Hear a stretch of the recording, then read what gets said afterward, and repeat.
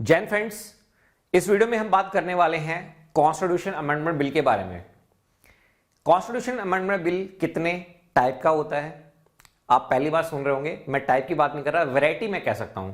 जो कैब होता है वो इंडिया में सिंपल भी हो सकता है, मॉडरेट भी हो सकता है, या फिर कॉम्प्लेक्स। कॉम्प्लेक्स का मतलब है रिजिड भी हो सकता है। ये सब डिस्कशन करने से पहले मैं आपको बता देना चाहता हूं कि वर्ल्ड में जो बड़ी बड़ी डेमोक्रेसी है, जैसे यूएसए हमारे पास है या फिर इंग्लैंड है, वहां पर क्या होता है जब कॉन्स्टिट्यूशन को अमेंड किया जाता है।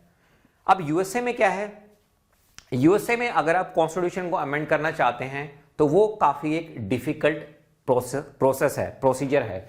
तो इसीलिए इसको हम कहेंगे रिजिड वैरायटी। क्या कहेंगे कि कैब जो होता है यूएसए में, कॉन्स्टिट्यूशन अमेंडमेंट बिल, यानी कि कॉन्स्टिट्यूशन को अमेंड करना यूएसए में थोड़ा सा डिफिकल्ट है, टफ है। ब्रिटेन में चले जाओ, इंग्लैंड में चले जाओ, बहुत आसान है, फ्लेक्सिबल है, बहुत आसान है, फ्लेक्सिबल है। कैसे? जैसे इंडिया में ऑर्डिनरी बिल को पास करते हैं, ठीक है, इसी तरह से आप कॉन्स्टिट्यूशन को अमेंड कर सकते हैं। कहां पे? इंग्लैंड में, ब्रिटेन में। अब देखिए, यूएसए में रिजिड वैरायटी है, ब्रिटेन में फ्लेक्सिबिलिटी है। तो इंडिया में क्या है? इंडिया में तीनों चीजें हैं, मतलब इंडिया में सिंपल वैरायटी भी है, मॉडरेट भी है और रिजिड भी है। लेकिन उससे पहले, डिस्कशन करने से पहले मैं आपको बता देता हूं, क्योंकि हमने ब्रिटेन के मॉडल को कॉपी किया, तो ब्रिटेन में क्या है, एक क्राउन होता है। क्या होता है? क्राउन होता है। एक अपर हाउस होगा और एक हमारे पास क्या होगा, लोअर हाउस होगा। तो क्राउन किंग भी हो सकता है, क्वीन भी हो सकती है। यहां पर अपर हाउस को हाउस ऑफ लॉर्ड्स के नाम से जाना जाता है, लोअर हाउस को हाउस ऑफ कॉमन के नाम से जाना जाता है। इंडिया में क्या है, इंडिया में क्राउन का कंसेप्ट नहीं है। यहां पे जो हेड रहेगा वो हमारे पास कौन होते हैं? प्रेसिडेंट साहब होते हैं, प्रेसिडेंट, ठीक है। इंडिया में भी पार्लियामेंट है, यहां पर भी अपर हाउस है। अपर हाउस को राज्यसभा बोला जाता है, लोअर हाउस को लोकसभा बोला जाता है, ठीक है। पार्लियामेंट ब्रिटेन में भी है, इंडिया में भी है, तो ऑलमोस्ट मिलता जुलता है, बस थोड़े से नाम चेंज है। अच्छा, यूएसए में जब आप चले जाएंगे तो यूएसए में पार्लियामेंट को क्या बोला जाता है? कांग्रेस बोला जाता है। क्या बोला जाता है? कांग्रेस।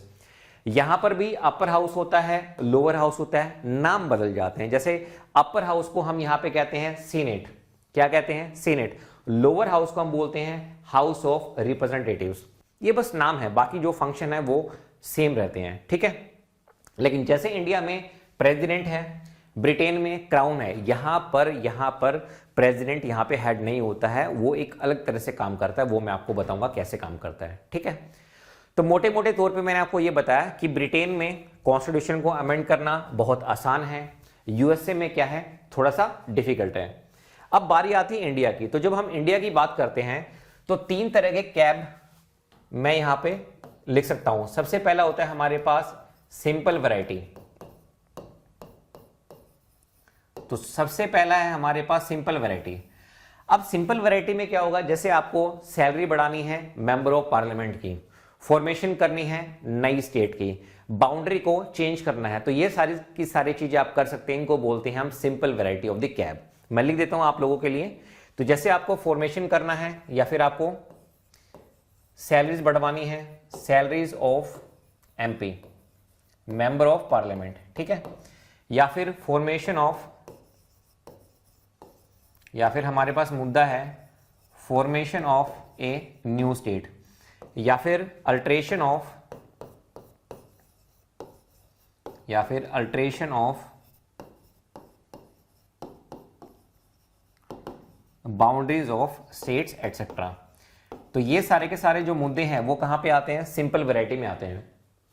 अच्छा, एक बात को आपको ध्यान रखना है कि जब कभी भी हम फॉर्मेशन ऑफ स्टेट की बात करेंगे या फिर alteration of boundary of state की बात करेंगे, तो इन मुद्दों में एक बात का ध्यान रखना, प्रेसिडेंट की रिकमेंडेशन जरूरी है। प्रेसिडेंट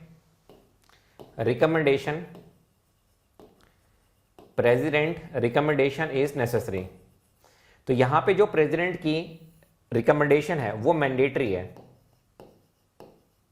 वो मैंडेटरी है कंसिडरेशन के लिए। कंसिडरेशन का मतलब क्या होता है? डिबेट करना है या फिर आपको डिस्कशन करना है, ठीक है। तो ये तो बात होगी दोस्तों किसकी? सिंपल वैरायटी की। अब इसके बाद सेकंड हमारे पास, अगर मैं क्लासिफाई करना चाहूं तो सेकंड हमारे पास होता है मॉडरेट वैरायटी। तो सेकंड है हमारे पास moderate variety. Maximum constitutional amendment bill India में मॉडरेट वैरायटी के ही होते हैं। अब इसको पास कराने के लिए आपको दो मेजोरिटी की रिक्वायरमेंट होती है। एक आपके पास चाहिए आपको एब्सोल्यूट मेजोरिटी, प्लस में आपको यहां पर किसकी जरूरत पड़ेगी, special majority under article 368। Special majority under article 368। Clear है यहां पे? तो मैक्सिमम जो कैब होते हैं वो हमारे पास इसके होते हैं, मॉडरेट वैरायटी के। अब तीसरा जो है हमारे पास, थर्ड जो है वो है हमारे पास रिजिड वैरायटी। थर्ड है हमारे पास रिजिड वैरायटी, नाम से ही पता चल रहा है। अब इसमें मुद्दे हमारे पास कौन कौन से आएंगे, जैसे अगर मैं बात करना चाहूं डिवीजन ऑफ पावर, जैसे अगर मैं कहना चाहूं जैसे डिवीजन ऑफ पावर, ये एक मुद्दा है, डिवीजन ऑफ पावर। अब ये डिवीजन ऑफ पावर किस में होगा, स्टेट के और सेंटर के बीच में होगा। या फिर अगर मैं बात करना चाहूं डिस्ट्रीब्यूशन ऑफ, अगर मैं बात करना चाहूं डिस्ट्रीब्यूशन ऑफ रेवेन्यू, तो ये भी हमारे पास किसके बीच में होगा, सेंटर और स्टेट के बीच में होगा। इसके अलावा अगर मान लीजिए कोई बिल है और उस बिल में लिखा हुआ है jurisdiction of supreme court, supreme court का जो दायरा है उसके बारे में बिल है, तो वो भी इसके अंदर आता है, ज्यूरिसडिक्शन ऑफ सुप्रीम कोर्ट। इसके अलावा भी बहुत सारे मैटर हैं जो इसमें आते हैं। जैसे अगर मैं कहना चाहूं प्रेसिडेंट इलेक्शन, जैसे अगर मैं कहना चाहूं प्रेसिडेंट इलेक्शन, इससे रिलेटेड कोई बिल है, तो ये सारे के सारे जो बिल हैं वो किस में आएंगे, रिजिड वैरायटी में आएंगे। अब इसको पास कराने के लिए सेम वही आपको जो मॉडरेट में जरूरत थी सेम यहां पे होगी। कौन सी, absolute majority, absolute majority plus में क्या रहेगा यहां पे, special majority under article 368। Clear है भाई? तो इसकी आपको यहां पे जरूरत पड़ेगी। दूसरी बात, जब कभी भी रिजिड वैरायटी की बात आती है, जैसे मान लीजिए जीएसटी है, गुड्स एंड सर्विस टैक्स, जब ये पास हुआ था तो ये पार्लियामेंट में तो पास हो गया, लेकिन पार्लियामेंट में पास होने के साथ साथ इस बिल को कहां पे भेजा गया, ऑल स्टेट में, जितनी भी स्टेट हैं वहां पे भेजा गया, प्लस में दिल्ली भेजा गया, प्लस में पुदुचेरी, दिल्ली प्लस पुदुचेरी। अब दिल्ली और पुदुचेरी क्या है, यूटी है, लेकिन इनमें क्या है, विधानसभा है। तो कम से कम जब कभी भी इस तरह के बिल आते हैं रेटिफिकेशन के लिए भेजे जाते हैं सभी स्टेट में, तो कम से कम आधी स्टेट इसको पास करेंगी, और वहां पे जो मेजोरिटी की रिक्वायरमेंट होगी वो किससे पास करेंगी, इनको पास करना है सिंपल मेजोरिटी के साथ। किसके साथ पास करना है, सिंपल मेजोरिटी के साथ। क्लियर है? तो इंडिया में कैब को आप सिंपल वैरायटी का भी मान सकते हैं, मॉडरेट का भी मान सकते हैं, रिजिड का भी मान सकते हैं। तो जब पूरी की पूरी पॉलिटी आपकी कंप्लीट हो जाएगी तो आपको समझ में आएगा कि ये बिल सिंपल वैरायटी का था, ये बिल रिजिड का था, तो जो बाकी बच गए वो हमारे पास किस में आएंगे, मॉडरेट वैरायटी में आएंगे।